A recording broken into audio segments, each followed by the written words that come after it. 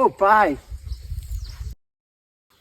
tô arrumando um probleminha que deu no padrão aqui. Uai, mas esse trem aí tem um selo, é só companhia de luz que pode mexer. Que negócio de selo que nada, toda vez que a luz vai embora eu mesmo arrumo. Não, mas tá sem luz é porque a companhia de luz veio cá cedo e cortou a luz, véio. E tem 10 contas de luz atrasada. É, mas eu já paguei as contas de luz, é por isso que eu vou arrumar aqui de novo. Pagou nada não. Eu fui lá em cima da mesa e vi as contas de luz tudo lá. Mas eu paguei pelo aplicativo, você parece que é atrasado. Então pera aí, pai, eu vou ligar pra eles aqui, já que você pagou as contas de luz. Você é doido, menino? Liga pra eles não. Ô pai, você sabe que esse trem é crime. Se eles vier aqui, eu vou falar toda a verdade. Fala pra você ver, se eu não te quebro no cacete. Não, pai, não vou falar nada, não.